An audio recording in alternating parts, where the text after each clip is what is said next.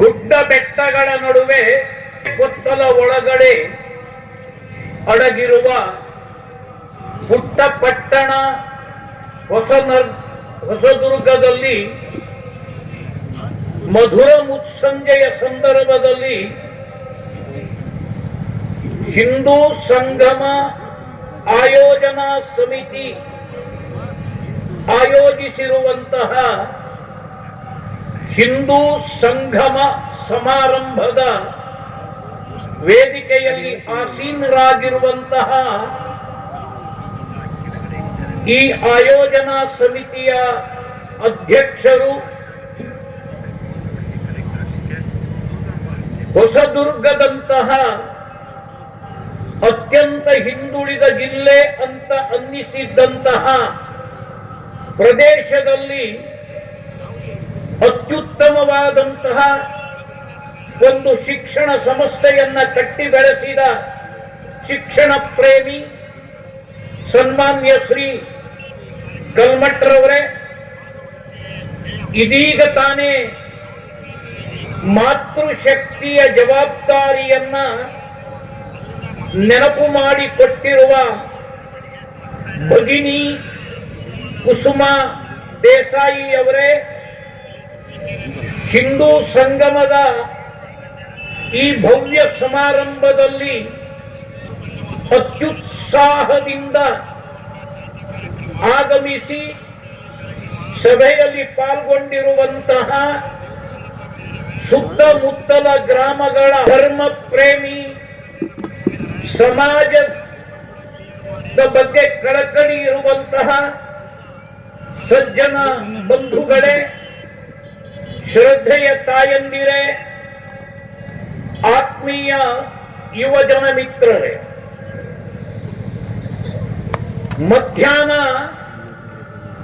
2 ಗಂಟೆಗೆ ಬಂದಾಗ ಇಡೀ ನಗರದ ಶೃಂಗಾರವನ್ನ ಕಂಡು ಅಕ್ಷರಶಃ ನಾನು ಹೋದೆ.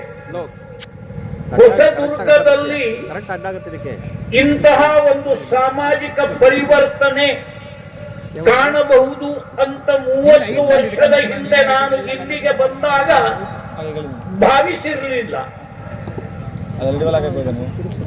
ಇಡೀ ಈ ಹಿಂದೂ ಸಂಗಮದ ಸಿದ್ಧತೆಯ ಬಗ್ಗೆ ಕೇಳಿ ತಿಳಿದೆ.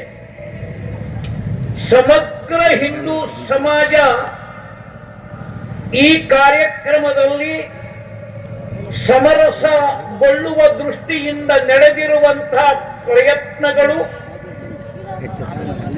ಅದಕ್ಕೆ ಸಮಗ್ರ ಹಿಂದೂ ಸಮಾಜ ಸ್ಪಂದಿಸಿದ ರೀತಿಯನ್ನ ಸನ್ಮಾನ್ಯ ಶ್ರೀ ಕಲ್ಮಠ್ ಅವರು ನನಗೆ ವಿವರಿಸಿ ಹೇಳಿದರು.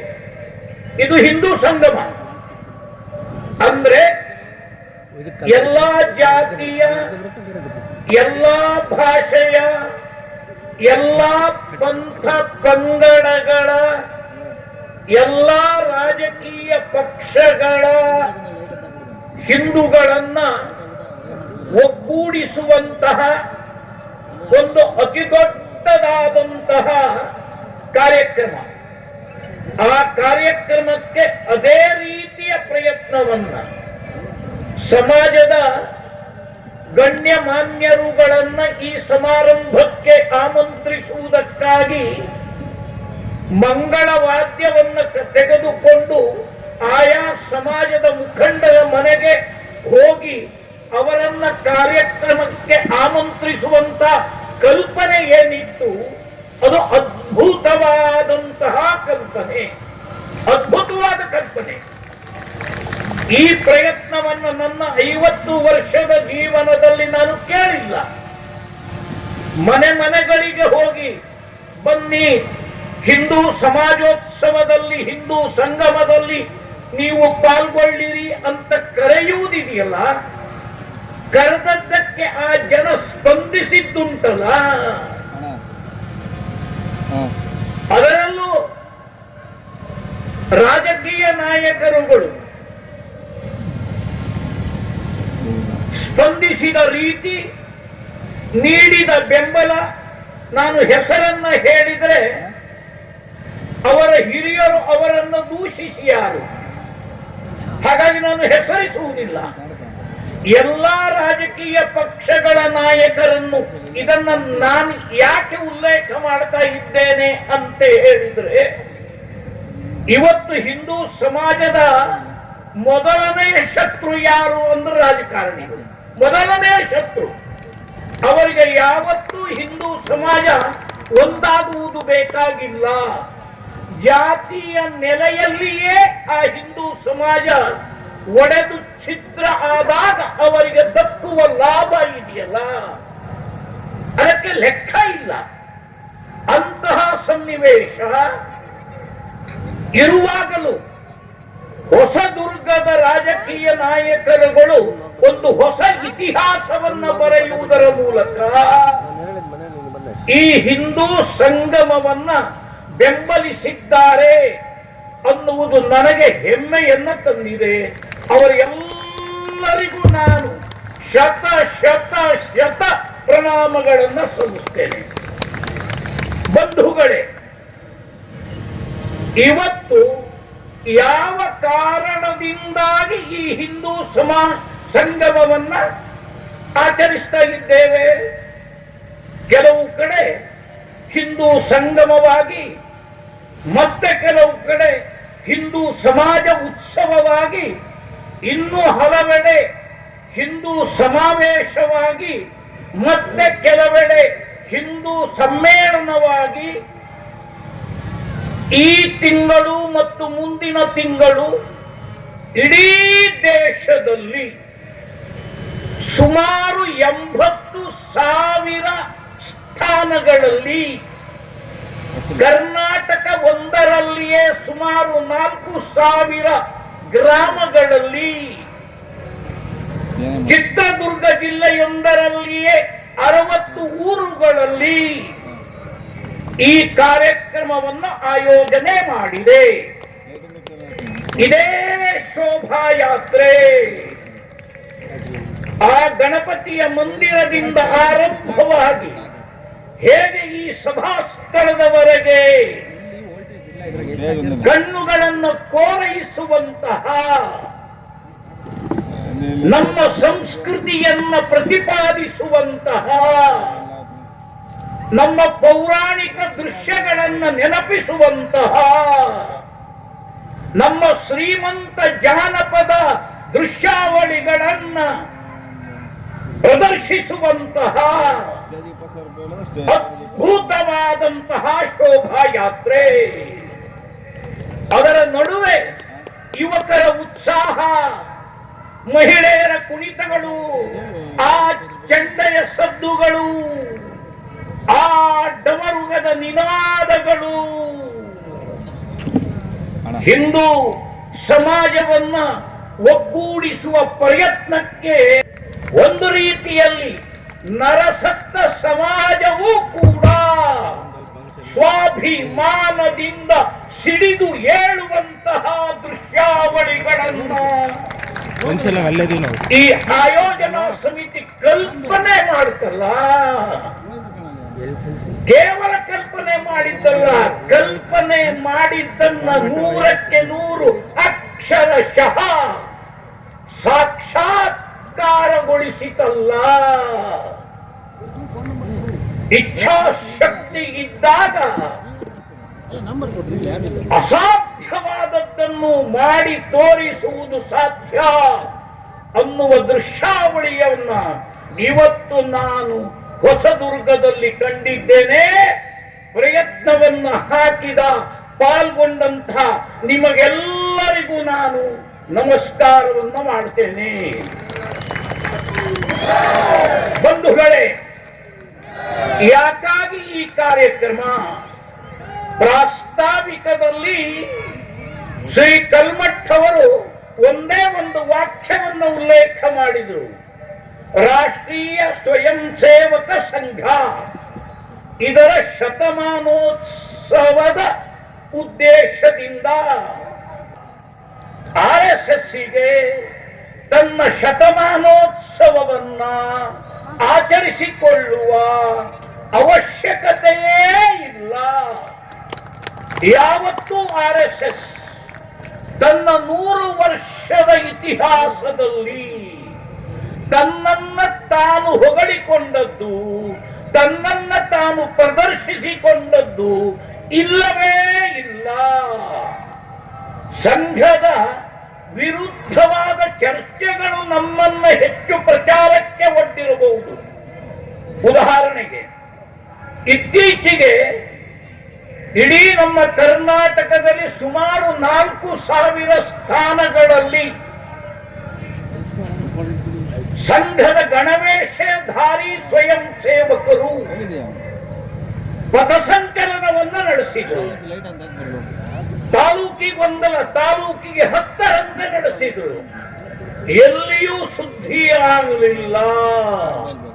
ಯಾವುದೋ ಒಂದು ಊರಿನಲ್ಲಿ ಯಾವನೋ ಒಬ್ಬ ಯಾವುದೋ ಕಾರಣಕ್ಕಾಗಿ ಅದನ್ನು ವಿರೋಧಿಸಿದ ಅನ್ನುವ ಕಾರಣಕ್ಕಾಗಿ ಚರ್ಚೆಯಾಗಿ ಪ್ರಚಾರಕ್ಕೆ ಬಂತೆ ಹೊರತು RSS 3,000 ಸ್ಥಾನಗಳಲ್ಲಿ ನಡೆಸಿದಂತಹ ಲಕ್ಷಾಂತರ ಸ್ವಯಂ ಸೇವಕರು ಪಾಲ್ಗೊಂಡಂತಹ ಪಥಸಂಚಲನವನ್ನ ಪ್ರಚಾರಕ್ಕೆ ಇಟ್ಟಿಲ್ಲ. RSS ಯಾವತ್ತು 100 ವರ್ಷದ ಇತಿಹಾಸದಲ್ಲಿ ಪ್ರಚಾರದ ವಸ್ತುವಾಗಿ ಬಳಕೆ ಆಗಿಲ್ಲ. ಇದು RSS ಕಳೆದ 100 ವರ್ಷಗಳಿಂದ ಪಾಲಿಸಿಕೊಂಡು ಬಂದಿರುವ ಪಥ್ಯ. ಇವತ್ತು ಕೂಡ ಸಮಾಜ ಯಾವ RSS ಯಾವ ಭಾರತದ ಸ್ವಾಭಿಮಾನವನ್ನ ಬಡಿದು ಎಬ್ಬಿಸುವುದಕ್ಕಾಗಿ ಸತ್ತೇ ಹೋಯಿತು ಅಂತ ಭಾವಿಸಿದ್ದಂತಹ ಹಿಂದೂ ಸಮಾಜ ಅದರ ಪುನರುತ್ಥಾನಕ್ಕಾಗಿ ಒಂದು ಸಾಧನೆಯನ್ನ ಮಾಡಿತು. ಅದರ ಸಾಕ್ಷಾತ್ಕಾರಗೊಂಡ ಸಂದರ್ಭದಲ್ಲಿ ಕೃತಜ್ಞತೆಯಿಂದ ಸಮಾಜ ಈ ಸಮಾಜ ಉತ್ಸವಗಳನ್ನ ಆಚರಿಸ್ತಾ ಇದೆ. ಈ ನೆಪದಲ್ಲಿ RSS ದೇಶದ ಎಲ್ಲಾ ಹಳ್ಳಿಗಳನ್ನು, ಲಕ್ಷಾಂತರ ಹಳ್ಳಿಗಳನ್ನು ಹೋಗಿ ತಲುಪುವ ಯೋಜನೆಯನ್ನು ರೂಪಿಸಿಕೊಂಡಿದೆ. ಈ ತಾಲೂಕು ಒಂದರಲ್ಲಿಯೇ 8 ಸ್ಥಾನಗಳಲ್ಲಿ ಈ ಕಾರ್ಯಕ್ರಮ ನಡೆಯುವುದಿದೆ. ಆ 8 ಕಾರ್ಯಕ್ರಮಗಳಿಗೆ ಹೊಸದುರ್ಗ ತಾಲೂಕಿನ ಪ್ರತಿಯೊಂದು ಹಳ್ಳಿಯ ಹಿಂದೂಗಳು ಒಬ್ಬರಾದರೂ ಬಂದು ಪಾಲ್ಗೊಳ್ಳಬೇಕು. ಆ ಮೂಲಕ RSS ಸಮಾಜದ ಒಳಗಡೆ ಸಮರಸ ಆಗಬೇಕು. ಡಾಕ್ಟರ್ ಹೆಡ್ಗೇವಾರ್ RSS ಅನ್ನು ಆರಂಭ ಮಾಡಿದವರು. ಅವತ್ತೇ ಅವರು ಹೇಳಿದ್ರು, RSS ಒಂದು ಪ್ರತ್ಯೇಕ ಸಂಘಟನೆಯಾಗಿ ಅಸ್ತಿತ್ವದಲ್ಲಿ ಉಳ್ಕೊಳ್ಬಾರದು. RSS ಆರಂಭ ಆಗಿರುವುದೇ ಹಿಂದೂ ಸಮಾಜದ ಜಾಗೃತಿಗಾಗಿ, ಹಿಂದೂ ಸಮಾಜದ ಸಂಘಟನೆಗಾಗಿ. ಈ ಉದ್ದೇಶಕ್ಕಾಗಿ ಆರಂಭವಾಗಿರುವ ಸಂಘಟನೆ ಒಂದು ಪ್ರತ್ಯೇಕ ಸಂಘಟನೆಯಾಗಿ ಸಮಾಜದಲ್ಲಿ ಉಳಿಬಾರದು. ಅದು ಸಮಾಜದಲ್ಲಿ ಸಮರಸ ಆಗಬೇಕು. ಸಂಘವೇ ಸಮಾಜ, ಸಮಾಜವೇ ಸಂಘ. ಹಾಗಾಗಿ RSS ಒಂದು ಚಳುವಳಿಯ ರೂಪದಲ್ಲಿ ಪ್ರತಿ ಒಂದು ಹಳ್ಳಿಯನ್ನು ಮುಟ್ಟಬೇಕು, ಪ್ರತಿಯೊಬ್ಬ ಹಿಂದುವನ್ನು ಮುಟ್ಟಬೇಕು, ಅವನ ಎದೆಯನ್ನ ತಟ್ಟಬೇಕು, ಬೆನ್ನನ್ನ ತೆಪ್ಪರಿಸಬೇಕು. ಅಂತಹ ಒಂದು ಚಳುವಳಿ ಆಗಬೇಕು. ಇವತ್ತು ಸಂಘದ 100 ವರ್ಷದ ಸಂದರ್ಭದಲ್ಲಿ ದೇಶದ ಎಲ್ಲಾ ಹಳ್ಳಿಗಳನ್ನು ಮುಟ್ಟುವಂತಹ, ಎಲ್ಲಾ ಮನೆಗಳನ್ನು ತಲುಪುವಂತಹ ಪ್ರತಿಯೊಬ್ಬ ಹಿಂದುವನ್ನ ಹೃದಯವನ್ನು ತಟ್ಟುವಂತಹ ಶತಾಬ್ದಿಯ ಕಾರ್ಯಕ್ರಮಗಳನ್ನ ಸಂಘ ಸಮಾಜದ ಮೂಲಕವೇ ಮಾಡಿಸ್ತಾ ಇದೆ. ಅದರ ಒಂದು ಭಾಗ ಇವತ್ತಿನ ಈ ಹಿಂದೂ ಸಂಗಮ. ಒಂದು ತಿಂಗಳ ಹಿಂದೆ RSS ಏನು ಅನ್ನುವ ವಿಚಾರವಿರುವ ಸಾಹಿತ್ಯವನ್ನು ತಗೊಂಡು ಭಾರತ ಮಾತೆಯ ಒಂದು ಭಾವಚಿತ್ರವನ್ನು ಇಟ್ಟುಕೊಂಡು ಮನೆ ಮನೆ ಮನೆ ಮನೆ ಮನೆಗೆ ಮುಟ್ಟುವಂತಹ ಗೃಹ ಸಂಪರ್ಕದ ಅಭಿಯಾನವನ್ನು ನಡೆಸಿದೆವು.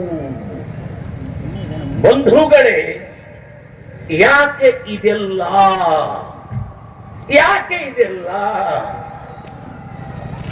ಭಾರತ್ RSS ಏನು ಮಾಡುವುದಕ್ಕೆ ಹೊರಟಿದೆ? ಇವತ್ತು ಅನೇಕರು ಅನೇಕ ರೀತಿಯಲ್ಲಿ RSS ಅನ್ನು ವ್ಯಾಖ್ಯಾನಿಸಬಹುದು. ಅವರು ಸ್ವತಂತ್ರರು. ಆದರೆ ಕುರುಡರು ಅನ್ನುವ ಕಾರಣಕ್ಕೆ ಯಾರು ತಪ್ಪು ತಿಳ್ಕೊಳ್ಬಾರದು. ವಿತ್ ಗ್ರೇಟ್ ರೆಸ್ಪೆಕ್ಟ್ ನಾನು ಉಲ್ಲೇಖ ಮಾಡ್ತಾ ಇದ್ದೀನಿ. 4 ಕುರುಡರ ಎದುರಿನಲ್ಲಿ ಒಂದು ದೊಡ್ಡದಾದ ಆನೆ ಬಂದು ನಿಂತರೆ ಆ ಕುರುಡರು ಆನೆಯನ್ನು ಹೇಗೆ ವರ್ಣಿಸಬಹುದು? ಒಬ್ಬ ಕುರುಡ ಕಾಲನ್ನು ಹಿಡಿದು ಆನೆ ಅಂದ್ರೆ ಕಂಬ ಇದ್ದ ಹಾಗೆ ಇದೆ ಅಂತ ಹೇಳಿದ್ರೆ ತಪ್ಪಿಲ್ಲ. ಅದು ಅವನ ತಿಳುವಳಿಕೆ, ಅವನ ದೃಷ್ಟಿಗೆ ಸಿಕ್ಕ ಕಲ್ಪನೆ. RSSನ ಚಟುವಟಿಕೆ ಯಾವತ್ತೂ ಗುಪ್ತವಾಗಿ ನಡೆದಿಲ್ಲ. ಎಲ್ಲವೂ ಬಹಿರಂಗ. ಅದರ ಆಟ ಚಟುವಟಿಕೆಗಳು ನಡೆಯುವುದು ಮೈದಾನದಲ್ಲಿಯೇ, ಶಾಖೆಯ ಹೆಸರಿನಲ್ಲಿ. ಹಿಂದೂ ಸಂಘಟನೆ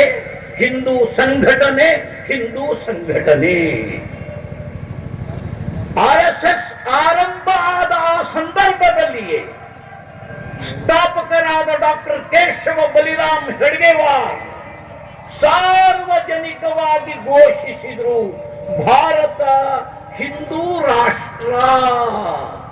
ಇಲ್ಲಿ ಇರುವವರೆಲ್ಲರೂ ಹಿಂದೂಗಳು.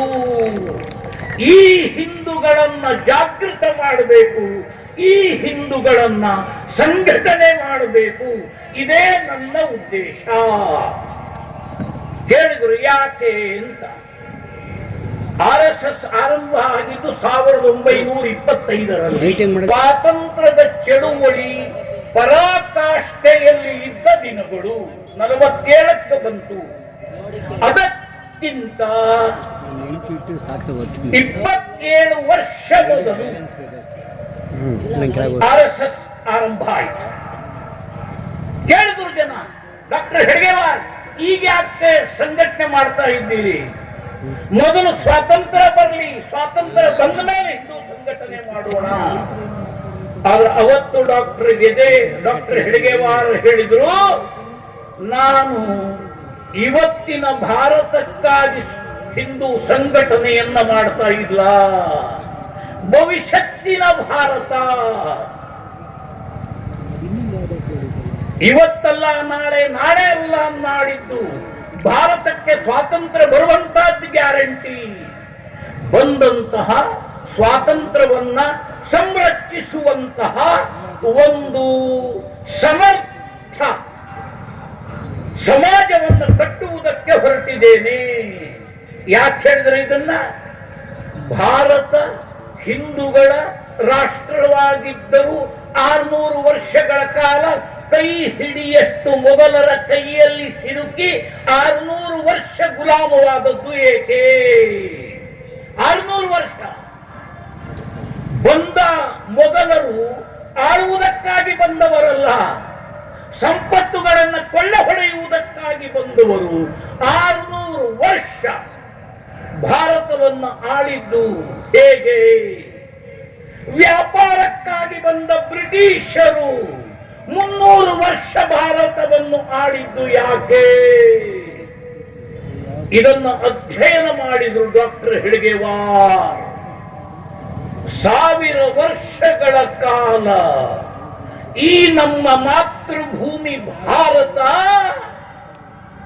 ಆಕ್ರಮಣಕಾರ ಮುಸಲ್ಮಾನರು, ಆಕ್ರಮಣಕಾರ ಬ್ರಿಟಿಷರು ಇವರ ಗುಲಾಮರಾಗಿ ಬದುಕಿದ್ದು ಅವರ ತಾಕತ್ತಿನ ಕಾರಣದಿಂದ ಅಲ್ಲ, ಹಿಂದೂ ಸಮಾಜದ ದೌರ್ಬಲ್ಯದಿಂದ. ಅವರ ತಾಕತ್ತಲ್ಲ, ಹಿಂದೂ ಸಮಾಜದ ವೀಕ್ನೆಸ್.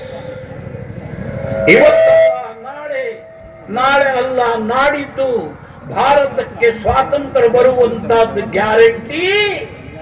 ಬಂದಂತಹ ಸ್ವಾತಂತ್ರ್ಯವನ್ನ ಸಂರಕ್ಷಿಸುವ ಒಂದು ಸ್ವಾಭಿಮಾನಿ ಸಂಘಟಿತ ಸಮಾಜವನ್ನ ಕಟ್ಟುವುದಕ್ಕಾಗಿ ಡಾಕ್ಟರ್ ಕೇಶವ ಬಲಿರಾಮ್ ಹೆಡ್ಗೇವಾರ್ RSS ಅನ್ನ ಆರಂಭ ಮಾಡಿದ್ರು.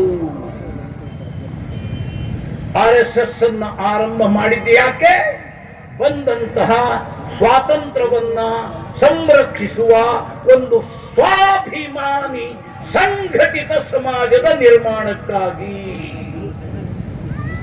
ಬಂಧುಗಳೇ, ಇವತ್ತು ಅಕಸ್ಮಾತ್ RSSನ 100 ವರ್ಷದ ಪ್ರಯತ್ನ ಈ ನೆಲದಲ್ಲಿ ಆಗದೆ ಇದ್ದಿದ್ರೆ ಏನ್ ಆಗಬಹುದಿತ್ತು ಕಲ್ಪನೆಯನ್ನ ಮಾಡಿ, ಒಂದು ಸಾರಿ ಯೋಚನೆಯನ್ನ ಮಾಡಿ. ಸ್ವಾತಂತ್ರ್ಯ ಪ್ರಾಪ್ತಿಯಾದ ಆ ನಂತರದಲ್ಲಿ ದೇಶ ವಿಭಜನೆಯಿಂದ ಪ್ರಾರಂಭವಾಗಿ ಸ್ವಾತಂತ್ರ್ಯ ಬಂತು, ಸ್ವಾತಂತ್ರ್ಯ ಬಂತು, ಸ್ವಾತಂತ್ರ್ಯ ಬಂತು ಅಂತ ಡಬ್ಬ ಬಾರಿಸುವ ಆ ಕ್ಷಣದಲ್ಲಿಯೇ ಭವ್ಯ ಭಾರತವನ್ನು ಭಗ್ನ ಮಾಡಿ 2 ಇಸ್ಲಾಮಿಕ್ ರಾಷ್ಟ್ರಗಳನ್ನ ಹುಟ್ಟು ಹಾಕಿದ ಪಾಪದಿಂದ ಪ್ರಾರಂಭವಾಗಿ ಆ 2 ಭೂಭಾಗಗಳು ಇವತ್ತಿಗೂ ಭಾರತದ ನಿದ್ದೆಯನ್ನು ಕೆಡಿಸ್ತಾ ಇದ್ದಾವೆ. ಒಂದು ಪಾಕಿಸ್ತಾನ, ಒಂದು ಬಾಂಗ್ಲಾದೇಶ. ನಮ್ಮದೇ ನೆಲ. ಇವತ್ತು ನಮಗೆ ಶತ್ರು ರಾಷ್ಟ್ರಗಳು. ಆ ಶತ್ರು ರಾಷ್ಟ್ರಗಳನ್ನ ಬೆಂಬಲಿಸುವಂತ ದುಷ್ಟ ಶಕ್ತಿಗಳು ಭಾರತದ ಒಳಗಡೆಯೇ ಭಯೋತ್ಪಾದನೆಯ ಹೆಸರಿನಲ್ಲಿ ಬಾಂಬುಗಳನ್ನು ಸ್ಫೋಟಿಸುವುದು, ರಕ್ತಪಾತವನ್ನು ಎಸಗುವುದು, ದೇಶದಲ್ಲಿ ಅರಾಜಕತೆಯನ್ನೇ ಸೃಷ್ಟಿಸುವುದು. ಹೇಗಾಗಿ ಸಾಧ್ಯ ಇದು? ಪಾರ್ಲಿಮೆಂಟಿನ ಮೇಲೆಯೂ ದಾಳಿ ಮಾಡುವ ಹಂತಕ್ಕೆ ಹೋಗಿ ಮುಟ್ಟಿತು. ನಿತ್ಯದ ಪತ್ರಿಕೆಗಳನ್ನು ನಾವು ಓದ್ತೇವೆ, ಟಿವಿಗಳಲ್ಲಿ ಸುದ್ದಿಯನ್ನು ನೋಡ್ತೇವೆ. ಬರೀ ಭಾರತದ ಒಳಗಿನ ಶತ್ರುಗಳಲ್ಲ, ಯಾವುದೋ ತಾಲಿಬಾನ್, ಯಾವುದೋ ಐಸಿಸ್, ಯಾವುದೋ ಅಲ್ ಖೈದಾ, ಯಾವುದೋ ಹಿಜ್ಬುಲ್ ಮುಜಾಹಿದ್ದೀನ್, ಯಾವುದೋ SI ಭಾರತದ ನೆಲದಲ್ಲಿ ಬಾಂಬುಗಳನ್ನು ಸ್ಫೋಟಿಸುತ್ತಾ ರಕ್ತದ ಹೊಳೆಯನ್ನೇ ಹರಿಸುತ್ತಾ ಭಾರತದ ನಾಶಕ್ಕಾಗಿ ನಡೆಸಿರುವ ಯತ್ನಗಳು ಯಾವನೇ ಒಬ್ಬ ದೇಶಭಕ್ತನನ್ನ ನೆಮ್ಮದಿಯಿಂದ ಬದುಕುವುದಕ್ಕೆ ಬಿಡ್ತಾ ಇದೆಯಾ ಬಂಧುಗಳೇ?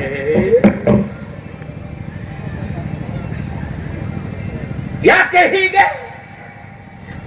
ಬೇಲಿಯೇ ಇಲ್ಲದ ಭಾರತ, ಬೇಲಿಯೇ ಇಲ್ಲದ ಭಾರತ. ಇವತ್ತು ಬಾಂಗ್ಲಾದೇಶ ಒಂದರಿಂದಲೇ ಭಾರತದ ಒಳಗೆ ಅಕ್ರಮವಾಗಿ ನುಸುಳಿ ಬಂದಿರುವ ಅಕ್ರಮ ಬಾಂಗ್ಲಾದೇಶಿಗಳ ಸಂಖ್ಯೆಯೇ 5 ಕೋಟಿ. ಇವತ್ತು ಹೇಳ್ತಾ ಇದ್ದಾರೆ, ಅವರನ್ನ ಓಡಿಸಬೇಡಿ, ಅವರನ್ನ ವೋಟರ್ ಲಿಸ್ಟಿಗೆ ಸೇರಿಸಿ, ಅವರನ್ನ ಕೈ ಬಿಡಬೇಡಿ. ಇದನ್ನೇ ಡಾಕ್ಟರ್ ಹೆಡ್ಗೇವಾರ್ ಹೇಳಿದ್ದು.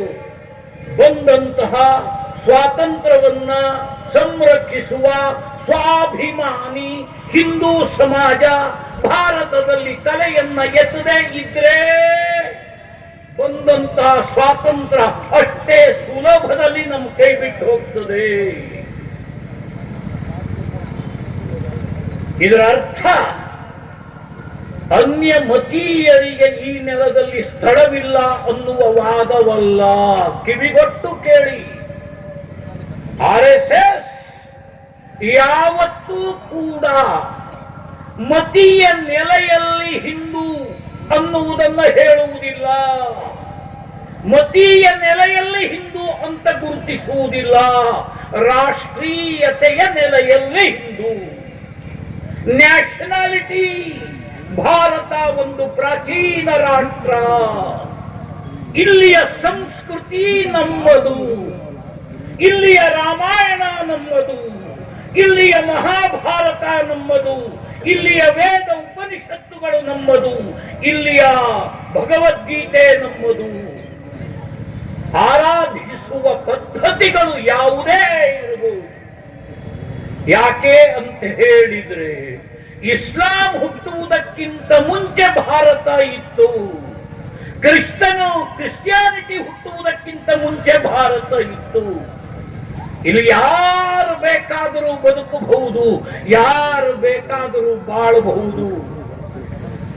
ಆದರೆ ಭಾರತದ ಸಂಸ್ಕೃತಿಗೆ ಅನ್ಯಾಯವನ್ನ ಮಾಡಬಾರದು, ಇಲ್ಲಿಯ ಧರ್ಮದ ಮೇಲೆ ಆಕ್ರಮಣವನ್ನ ಎಸಗಬಾರದು, ಇಲ್ಲಿಯ ನಂಬಿಕೆಯನ್ನ ನಾಶ ಮಾಡಬಾರದು, ಅದನ್ನ ಗೌರವಿಸಬೇಕು.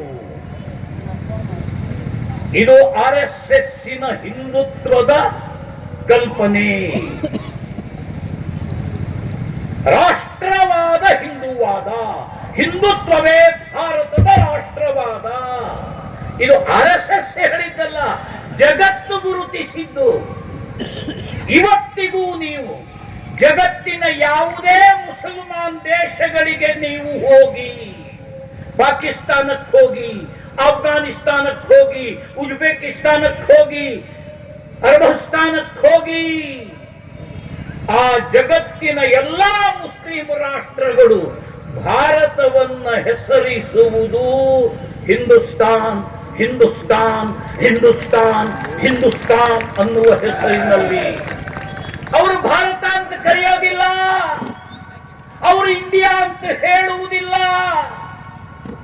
ಅಷ್ಟ ಮಾತ್ರ ಅಲ್ಲ ಬಂಧುಗಳೇ, ಭಾರತದ ಹಿಂದೂ ಮುಸಲ್ಮಾನರು ಅರಬಸ್ತಾನಕ್ಕೆ ಹೋಗ್ತಾರೆ, ಹಜ್ ಯಾತ್ರೆಗೆ ಹೋಗ್ತಾರೆ, ಮಕ್ಕಾ ಮದೀನಾಕ್ಕೆ ಹೋಗ್ತಾರೆ. ಅಲ್ಲಿ ಹೋದಾಗ ಅವರನ್ನ, ಭಾರತೀಯ ಮುಸಲ್ಮಾನರನ್ನ ಅಲ್ಲಿ ಹೆಸರಿಸುವುದು ಹಿಂದೂ ಮುಸಲ್ಮಾನ್, ಹಿಂದೂ ಮುಸಲ್ಮಾನ್, ಹಿಂದೂ ಮುಸಲ್ಮಾನ್, ಹಿಂದೂ ಮುಸಲ್ಮಾನ್. ಸಾರೆ ಜಹಾಂ ಸೆ ಅಚ್ಚಾ ಹಿಂದೂಸ್ತಾನ್ ಹಮಾರಾ. ಇಕ್ಬಾಲ್ ಅನ್ನುವಂತಹ ಮಹಾಕವಿ ಬರೆದ ಹಾಡು. Hindustan petroleum limited, Hindustan aeronautical limited, Hindustan lever. ಇದ್ಯಾವುದು RSS ನವರಿಟ್ಟ ಹೆಸರಲ್ಲ. ಜಗತ್ತು ಭಾರತವನ್ನ ಗುರುತಿಸಿರುವುದು ಹಿಂದೂಸ್ತಾನ್, ಹಿಂದೂಸ್ತಾನ್, ಹಿಂದೂಸ್ತಾನ್, ಹಿಂದೂಸ್ತಾನ್. ಇದನ್ನ ಗೌರವಿಸುವವರು ಹಿಂದೂಗಳು. ಇಲ್ಲೊಂದು ಭಾವನೆ ಇಲ್ಲಿದೆ, ಇಲ್ಲೊಂದು ನಂಬಿಕೆ ಇದೆ, ಇಲ್ಲೊಂದು ಸಂಸ್ಕೃತಿ ಇದೆ. ಅದು ನನ್ನದು, ಅದು ನನ್ನದು, ಅದು ನನ್ನದು. ಇದನ್ನ ಹೇಳುವವರು ಹಿಂದೂಗಳು. ಇದು RSS ಪ್ರತಿಪಾದಿಸಿಕೊಂಡು ಬಂದಿರುವ ಹಿಂದುತ್ವದ ವ್ಯಾಖ್ಯೆ. ಕಾರಣ ಬಂಧುಗಳೇ, ಈ ಹಿಂದುತ್ವದ ಉಳಿವು ಯಾಕೆ? ಅದೇನು ಹೊಸದಲ್ಲ ಬಂಧುಗಳೇ. ಇಡೀ ಜಗತ್ತಿನಲ್ಲಿ ಯಾವ ದೇಶದಲ್ಲಿ ಬೇಕಾದರೂ ಅವರು ಬದುಕುತ್ತಿರಲಿ, ಅಮೆರಿಕಾದಲ್ಲಿರಲಿ, ಆಸ್ಟ್ರೇಲಿಯಾದಲ್ಲಿ ಇರಲಿ, ಕೆನಡಾದಲ್ಲಿ ಇರಲಿ, ಚೀನಾದಲ್ಲಿ ಇರಲಿ, ಇಂಡೋನೇಷ್ಯಾದಲ್ಲಿ ಇರಲಿ, ನ್ಯೂಜಿಲೆಂಡ್ ನಲ್ಲಿ ಇರಲಿ, ಫ್ರಾನ್ಸ್ ನಲ್ಲಿರಲಿ, ಸ್ಪೇನ್ ನಲ್ಲಿರಲಿ, ಇಂಗ್ಲೆಂಡ್ ನಲ್ಲಿರಲಿ, ಅವರ ಎಲ್ಲರ ಮಾತೃಭೂಮಿ ಈ ಭಾರತ. ಮಾತೃಭೂಮಿ ಭಾರತ. ಅಲ್ಲಿ ಬದುಕುವ ಹಿಂದೂಗಳಿಗೆ ಸಂಕಟ ಎದುರಾದರೆ, ಕಷ್ಟಗಳು ಒದಗಿ ಬಂದರೆ ಅವರು ನೋಡುವುದು ಭಾರತವನ್ನ. ಯಾಕೆ? ಭಾರತ ಎಲ್ಲ ಹಿಂದೂಗಳ ಮಾತೃಭೂಮಿ. ಇದನ್ನ ಹಿಂದೂ ಭೂಮಿಯಾಗಿಯೇ ಉಳಿಸ್ಬೇಕಲ್ವಾ? ಹಿಂದೂ ಭೂಮಿಯಾಗಿಯೇ ಉಳಿಸ್ಬೇಕಲ್ವಾ? ಅಕಸ್ಮಾತ್ ಭಾರತದ ಹಿಂದೂಸ್ತಾನ ಅನ್ನುವುದರಲ್ಲಿ ಬದಲಾವಣೆ ಆದರೆ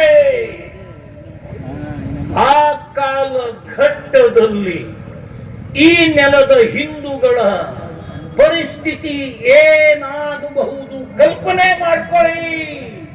ಕಲ್ಪನೆ ಮಾಡ್ಕೊಳ್ಳೋದು ಬೇಡ ಬಂಧುಗಳೇ. 1947ನೇ ಇಸವಿಯವರೆಗೆ ಭಾರತದ್ದೇ ಭೂಭಾಗವಾಗಿದ್ದ ನಮ್ಮ ಪಕ್ಕದ ಪಾಕಿಸ್ತಾನದಲ್ಲಿ ಹಿಂದೂಗಳ ಪರಿಸ್ಥಿತಿ, ದುಸ್ಥಿತಿ ಎಲ್ಲಿಗೆ ಬಂದಿದೆ? ಮೊನ್ನೆ ಮೊನ್ನೆ ಮೊನ್ನೆ ಮೊನ್ನೆ ಮೊನ್ನೆ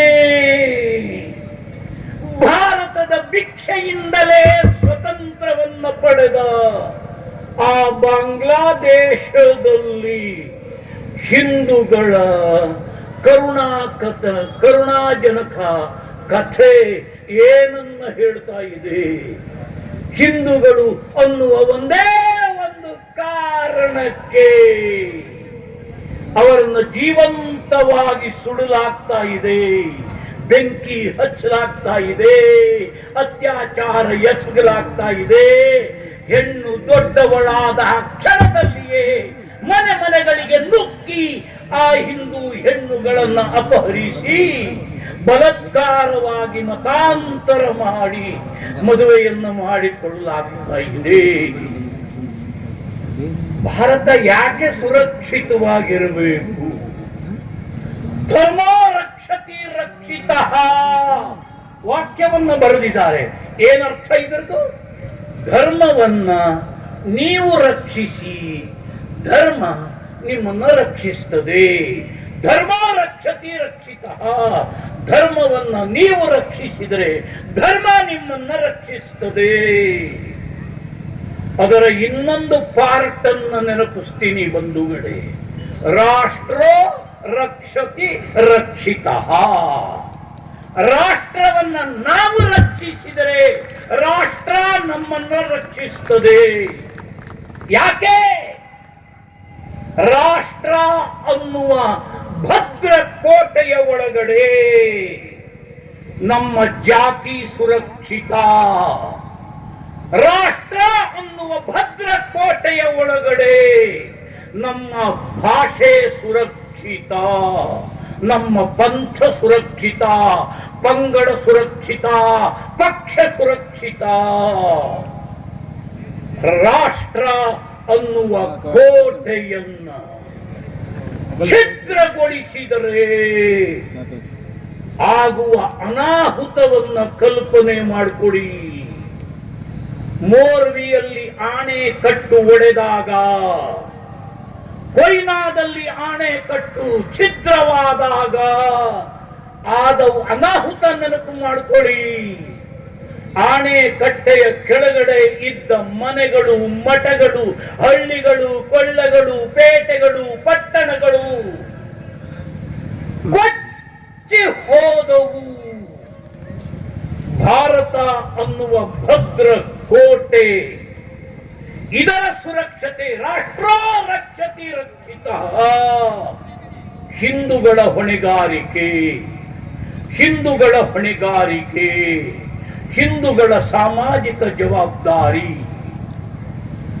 ಇವತ್ತು ನಮ್ಮ ಹೆಗಲ ಮೇಲೆ ಬಿದ್ದದ್ದಲ್ಲ ಬಂಧುಗಳೇ. 1000 ವರ್ಷಗಳಷ್ಟು ಸುದೀರ್ಘವಾಗಿ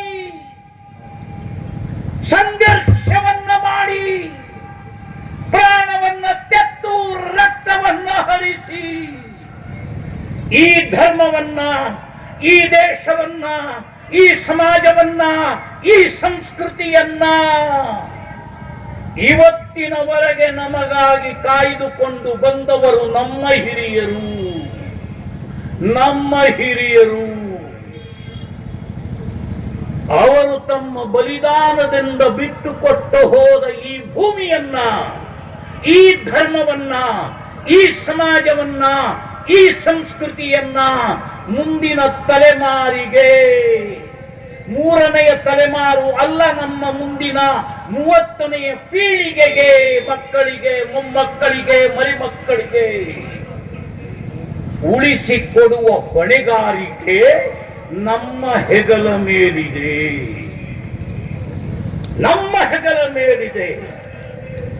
ಯಾವ ಕೆಲಸವನ್ನ ಛತ್ರಪತಿ ಶಿವಾಜಿ ಮಹಾರಾಜ್, ಯಾವ ಕೆಲಸವನ್ನ ರಾಣಾ ಪ್ರತಾಪ ಸಿಂಹ,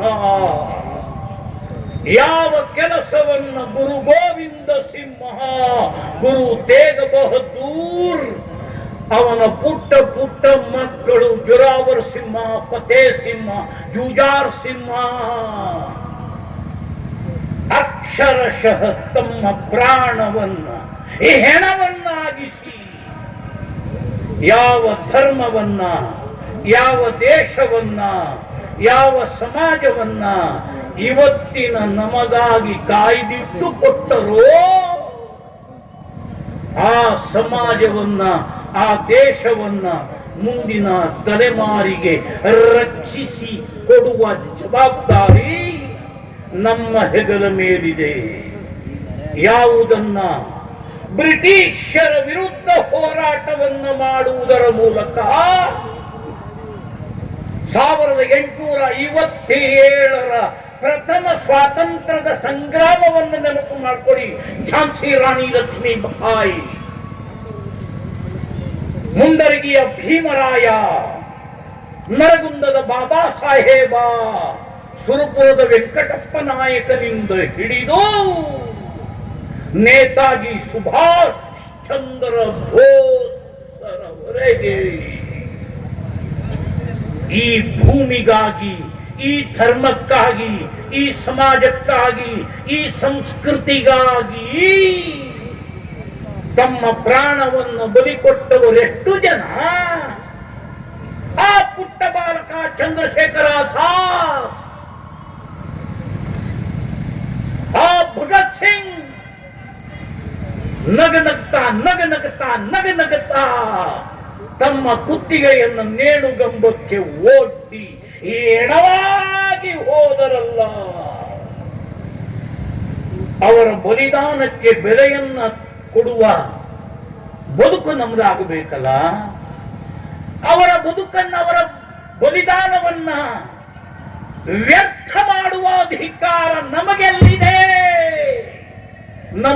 ಇದೆ ಬಂಧುಗಳೇ.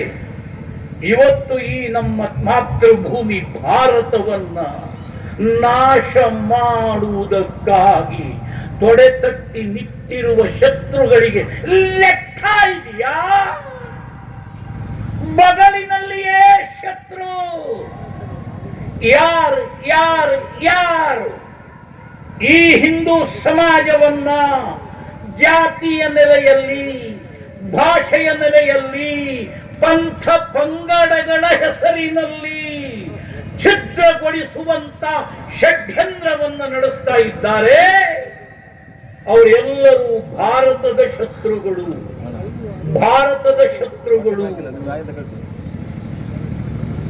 ಆ ಶಕ್ತಿಗಳ ಪ್ರಯತ್ನ ಇವತ್ತು ಹೆಚ್ಚಾಗ್ತಾ ಇದೆ. ವಿದೇಶಿ ಶಕ್ತಿಗಳ ಕೈಗೊಂಬೆಯಾಗಿ ಭಾರತವನ್ನು ದುರ್ಬಲಗೊಳಿಸುವಂತಹ ಅಮೆರಿಕಾದ ಆಟವನ್ನು ನೋಡ್ತಾ ಇದ್ದೇವೆ ನಾವು. ಬೆದರಿಸ್ತಾ ಇದೆ, ಬಗ್ಗಿಸುವ ಪ್ರಯತ್ನವನ್ನು ಮಾಡ್ತಾ ಇದೆ. ಆ ಗ್ರೀನ್ಲ್ಯಾಂಡಿನ ಮೇಲೆ ದಾಳಿ ಮಾಡಿ ಅದೇ ರೀತಿ ಭಾರತದ ಮೇಲೂ ದಬ್ಬಾಳಿಕೆಯನ್ನ ಮಾಡುವಂತ ಬೆದರಿಕೆಯನ್ನು ಒಡ್ತಾ ಇದೆ. ಚೀನಾ ಅಂತೂ ಭಾರತದ ಒಳಗಡೆಯೇ ತನ್ನದೇ ಆದ ಒಂದು ಆರ್ಮಿಯನ್ನ ಕಟ್ತಾ ಇದೆ.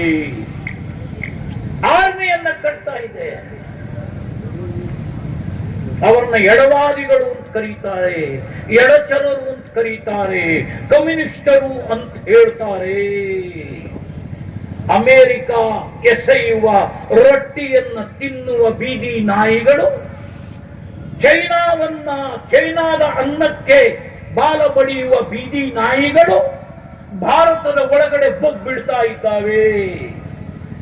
ಹಿಂದೂ ಸಮಾಜ ಸಂಘಟನೆ ಆಗಬಾರದು, ಹಿಂದೂ ಸಮಾಜ ಸಂಘಟನೆ ಆಗಬಾರದು, ಹಿಂದೂ ಸಮಾಜ ಸಂಘಟನೆ ಆಗಬಾರದು, ಹಿಂದೂ ಸಮಾಜ ಸ್ವಾಭಿಮಾನಿ ಆಗಬಾರದು, ಹಿಂದೂ ಸಮಾಜ ಭಾರತದ ನೆಲದಲ್ಲಿ ಮೈ ಕೊಡವಿ ಎದ್ದು ನಿಲ್ಲಬಾರದು.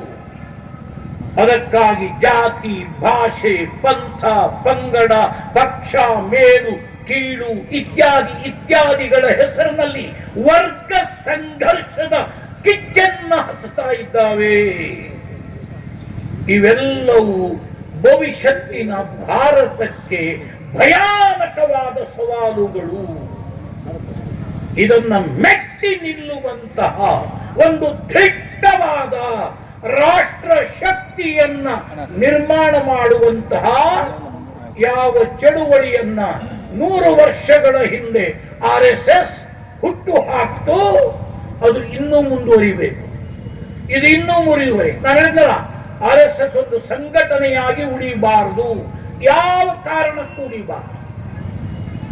ಬಸವಣ್ಣನವರು ಹಿಂದೂ ಸಮಾಜದ ತಪ್ಪುಗಳನ್ನು ತಿದ್ದುವುದಕ್ಕಾಗಿ ಹೋರಾಟಂತ ಒಬ್ಬ ಸಾಮಾಜಿಕ ಪರಿವರ್ತನೆಯ ಹರಿಕಾರ. ಇವತ್ತು ಬಸವಣ್ಣನ ಹೆಸರಿನಲ್ಲಿ ಅದೊಂದು ಪಂಥವಾಗಿಯೇ ಪ್ರತ್ಯೇಕವಾಗಿ ಉಳಿತಾ ಇದೆ. ಅವರು ಬಂದ ಸಮಾಜದ ಸುಧಾರಣೆಗಾಗಿ, ಇವತ್ತದು ಪಂಥ ಆಗಿದೆ. ನಾರಾಯಣ ಗುರುಗಳು ಸಾಮಾಜಿಕ ಪರಿವರ್ತನೆಗೆ ಮಾಡಿದ್ರು, ಅದು ಒಂದು ಪಂಥವಾಗಿದೆ. ಒಂದು ಗುಂಪಿನ ನಾಯಕರಾಗಿ ಅವರು ಉಳಿತಾರೆ. RSS ಆ ರೀತಿಯಲ್ಲಿ ಒಂದು ಪ್ರತ್ಯೇಕ ಸಂಘವಾಗಿ ಉಳಿಯಬಾರದು. ಇಡೀ RSS ಸಮಾಜದ ಒಳಗಡೆ ಸಮರಸ ಆಗುವುದರ ಮೂಲಕ, RSS ಅಂದ್ರೆ ಹಿಂದೂ ಸಮಾಜ ಅಂದ್ರೆ RSS, ಅಂತಹ ಒಂದು ಪ್ರಯತ್ನವನ್ನ ಈ ಹಿಂದೂ ಸಂಗಮದ ಹೆಸರಿನಲ್ಲಿ ಹೊಸದುರ್ಗದ ಹಿಂದೂ ಸಂಗಮ ಆಯೋಜನಾ ಸಮಿತಿ ಪ್ರಾಮಾಣಿಕವಾಗಿ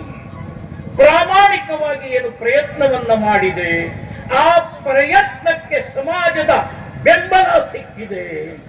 ಇದು ನಿಜವಾಗಿಯೂ RSS ಯಾವ ಕಲ್ಪನೆಯ ಭಾರತವನ್ನ ಕಟ್ಟುವುದಕ್ಕೆ ಹೊರಟಿದೆ, ಆ ಪ್ರಯತ್ನಕ್ಕೆ ಸಿಕ್ಕ ಯಶಸ್ಸು.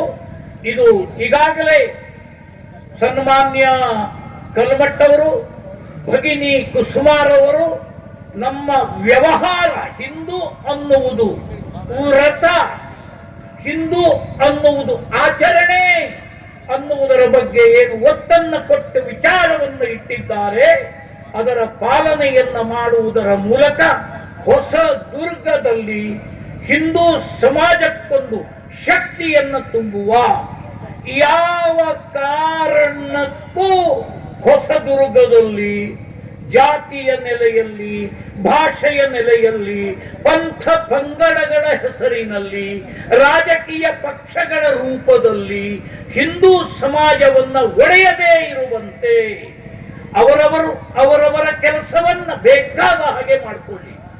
ಆದರೆ ಬಲಿಷ್ಠವಾದ ಹಿಂದೂ ಸಮಾಜವನ್ನ ಛಿದ್ರಗೊಳಿಸುವ ಪ್ರಯತ್ನಕ್ಕೆ ಯಾವ ರೀತಿಯೂ ಜನಬೆಂಬಲ ಸಿಗದೆ ಇರುವಂತೆ, ಅದರ ಜೊತೆಯಲ್ಲಿಯೇ ಸಮಾಜದ ದೋಷಗಳ ನಿವಾರಣೆ, ಅದು ನಮ್ಮದೇ ಜವಾಬ್ದಾರಿ.